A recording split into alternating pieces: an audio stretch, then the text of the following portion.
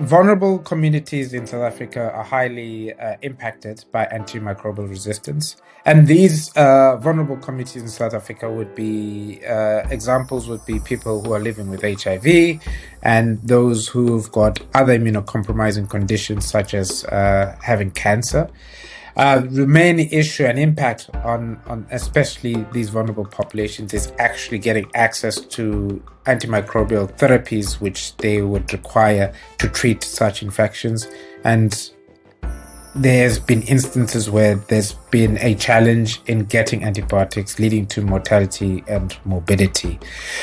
The laboratory capacity in South Africa in the higher centers is good, so we can make these diagnoses, but in the peripheries there's a challenge in making the diagnosis.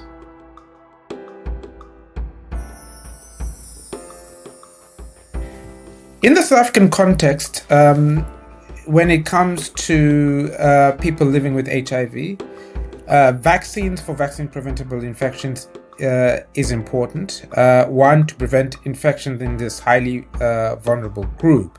And the vaccines that really, where there is evidence for their use in people living with HIV, whether adolescents or adults, is the influenza vaccine and also the pneumococcal vaccine.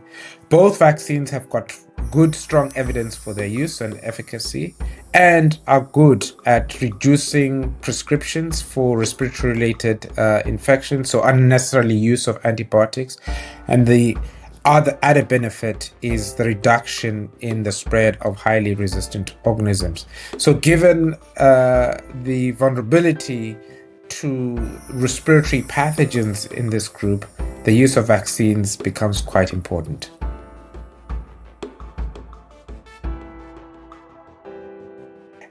It is important for policymakers to understand that vaccines are an important tool in the AMR strategy, as they've been shown to reduce the prescriptions of antimicrobials, especially, for example, in infections related to the respiratory system.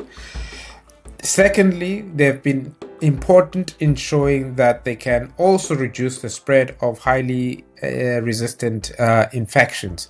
So policymakers should ensure that their AMR strategy includes a vaccine strategy in curbing the issue of antimicrobial resistance.